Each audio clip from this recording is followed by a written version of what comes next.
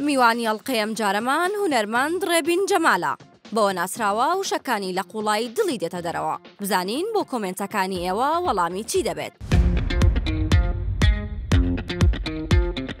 من سەیری ئێرە بکەم یەک شتی تێ نەگەیشتم ئاپرسیارێکی معقولە.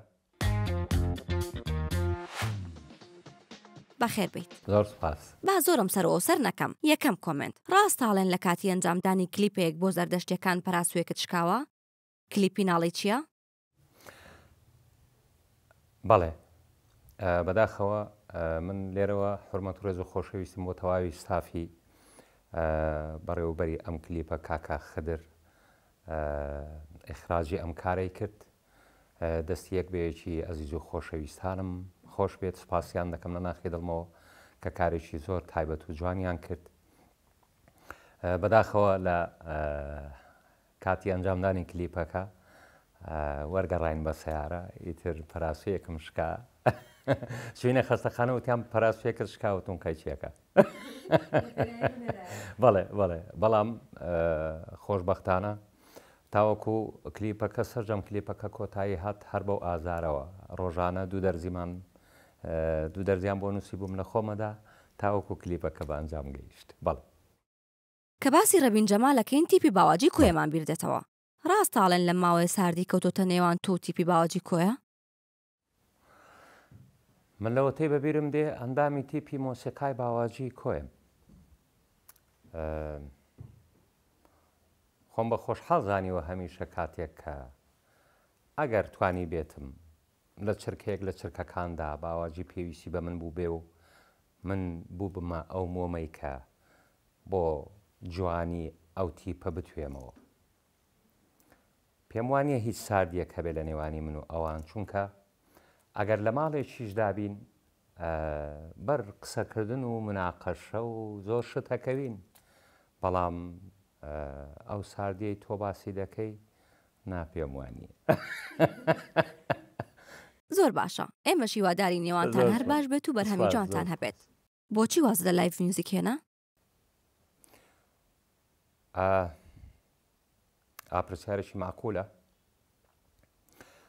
بەداخەوە من لە ساڵی 86ەوە تاوەکو ئێستا وا ڕاهاتووم کە کار لەسەر بەرهەمی جوان و مۆسیقای جوان و خەڵکی جوان و شتی جوان بکەم، بەڵام ڕەنگە تا ئێساشی لەگەڵ بێت ئیدامەم بەوەدا بێت کە هەوڵ دەم کاری جوان بکەم، چونکە کاری پێچەوانەی جوانی لە هونەرمەندی جوان ناوەشێتەوە. بەڵام خۆ هونەری جوانیش پێویستی بە خەڵکی جوانە تاوەکو بەرهەمەکانی یان هونەرەکەی یان مۆسیقاکەی یان دەنجی یان هەستی لە باوەش بگرێت. بەداخەوە کە من بۆیە وازم لە لایڤ میوزیک هێنا، چونکە ئەو خەڵکە جوانانەی کە پێشتر هەبوون هونەریان لە باوەش دەگرت ئێستا ئەوە نابینم. بۆیە کاتێک ئەو خەڵکە جوانانەی کە هەمیشە وەکو من و بەقەت من هونەریان خۆش دەوێ ئامادە نەبن لەو شوێنانە بن کە ڕێبین تێدا وجودی هەبێ، واتە وجودی ڕێبین لەو شوێنانە زیادە. چی ڕێبین جەمالی لە مۆسیقاوە گواستەوە بۆ ناو گۆرانی؟ ئەمە نهێنیەکە لێرەوە ئاشکرای دەکەم. ساڵی 83 لە کۆیە من بەر لەوەی 86 بچم بۆ مۆسیقا گۆرانی مەوت و دەنجیشم زۆر تیژ بوو. ئەوەی گوێ لە دەنجی من بووایە زوو بێزارە بوو لە دەنگم، پێچەوانەی باسی ئێستای دەنگی من.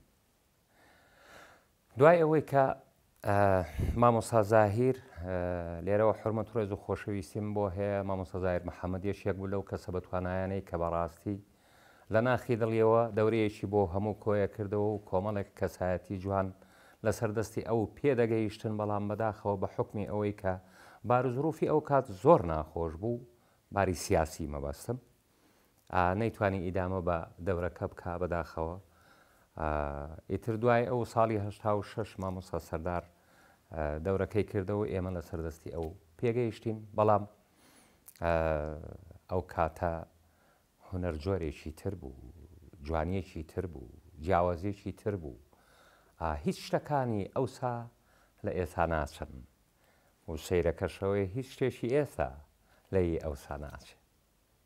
ڕیزبەندێکت پێڵم لە نێوان سێ هونەرمەند تاهیر تۆفیق، هۆمەر دزەی و ئەردەڵان بەکر. ئەمانەوە بۆمان ڕیزبەندی بکەیت.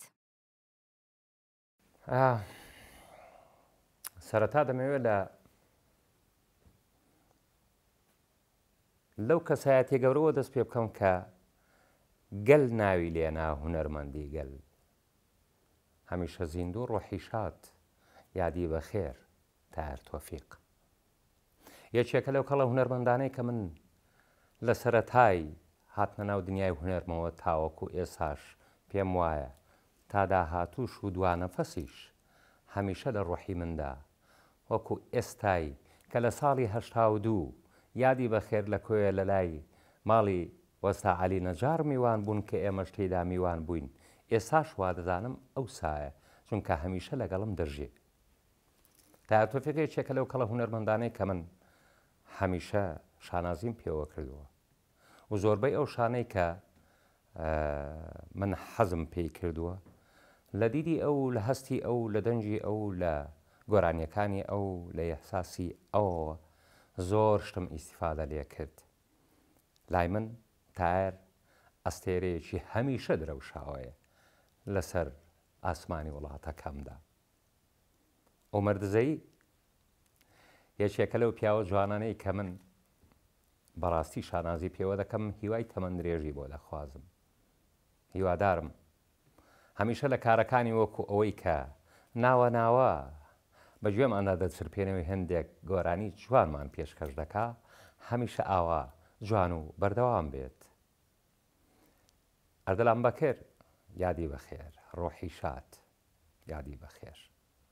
خۆ لە بەرنامەکەی خۆتدا ئیشارەتت بە یادی تۆ کرد کە بەداخەوە پێڕانەگەیشت. حەیف و مەخابن. ئەردەڵان من کەسایەتی ئەردەلانم لە هونەرەکەی خۆشتر ویستووە لەبەرەوەی کەسایەتی ئەردەلان کەسایەتیەک بوو بێوێنە، کەم نمونە، بەڵام نمونەیەکی زۆر تایبەت کە من لەو کەسانەی کە وەکو ئەردەلان هەمیشە یادی بەخێر ڕۆحی شاد بێت، ڕۆحی شاد بێت. کە من لەو هونەرمەندانەی وەکو ئەردەلان باوەشی پڕ خۆشەویستی بۆ هەر کوردێک کاتێک دەچوو بۆ ئەوروپا بکاتەوە.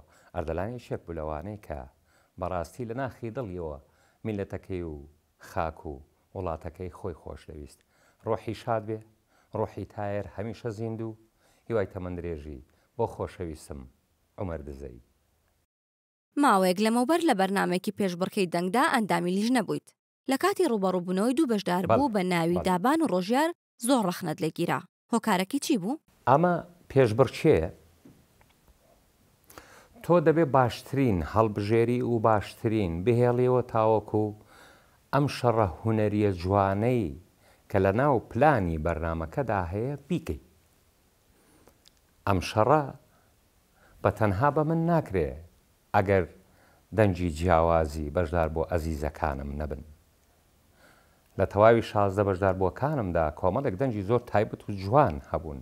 دابان یەشێک بوو لە دەنگە هەرە جوانەکان لای من. بەڵام هەمیشە دەبێ کارەکان وابن کە بە ویژدانەوە قسە لەسەر هەموو شتەکان بکرێ.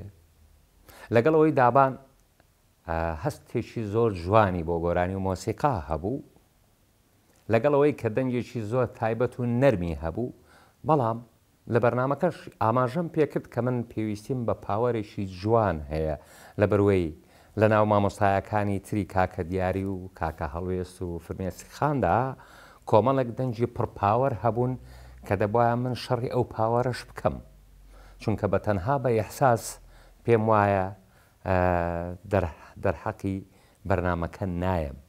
بۆیە ناچار بووم ئەزیز و خۆشەویستم دابان بڵێم یارمەتیم دە بۆ ئەوی جوانتر سەرکەوم. ئیتر ڕۆژیار سەرکەوت و چاوی دابانیش ماچ دەکەم. ڕێبین جەمالی کێکە لەو هونەرمەندانەی کە زۆر بە هەست و سۆز ناسراوە. چ شتێک لە ژیانت زۆرترین هەستت پێدەدات؟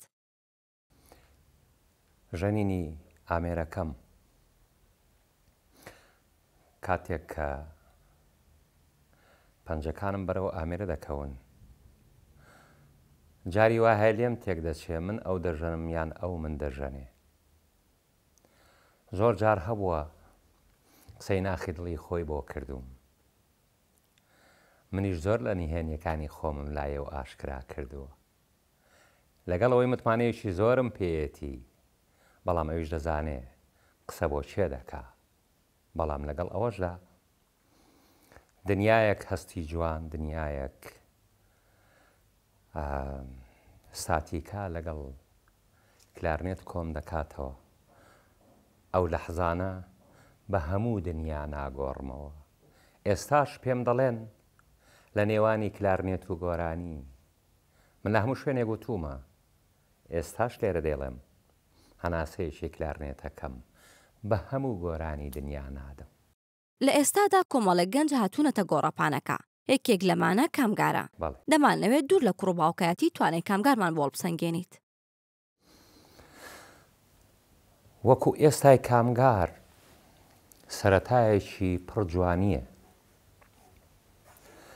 لەگەڵەوەی هەنگاوەکانی هونەر زۆر درێژن ئەبێ مرۆڤ زۆر بە وردی مامەڵێ لەگەڵ ئەو هەنگاوانە بکە تاوەکو پێ بە پێ سەرکەوێ کامگار لە ئێستادا دەنجێکی جوان و هەستێکی جوانی هەیە بەڵام لەگەڵ ئەوەشدا هێشتا لە قۆناغی سەرەتای دەنگە جوانەکەیەتی بەڵام دڵنیام داهاتوێکی زۆر ڕۆن و پڕشنگدار چاوەڕێتی پێشتر باست لەوە کرد کە هیچ شتێکی ئێستا وەک پێشتر نییە بەداخەوە بەڵێ ئەم بەداخەوەی ڕەبین جەمال لەتوانێت پێمان بڵێت هونەری کوردی لە چ ئاستێکدایە؟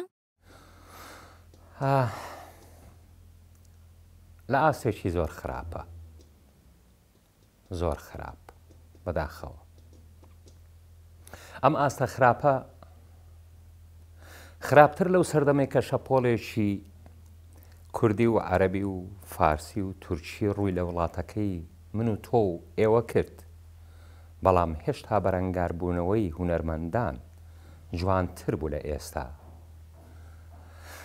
بەڵام خۆ کاتێک مرۆڤ جارێک دەکەوێ هەڵدەستێتەوە جاری دووەمیش کاتێک دەکەوێ دیسان هەوڵ دەدا بۆ هەستنەوە بەڵام جاری سێم ڕەنگە زۆر ئەزیەتی پێ بگە چونکە لەگەڵ سێم جاری کەوتن هەستانەوە هەم تەمەن ڕۆیشتووە هەمیش ئەم هەموو قودرەت و قابلیەتەی کە لە هونەرمەندا هەیە ناتوانێت ڕوبەڕووی ئەو هێرشە زۆرە بێتەوە نمونەمان هونەرمەندی خۆشەویستی هاوڕێم لێرەوە حورمەت و ڕێز و خۆشەویستیم بۆی کاکە عەدنان کەریمی هەمیشە خۆشەویستم لە پرسیارێکدا ڕوبەڕووی کرایەوە کە ئایا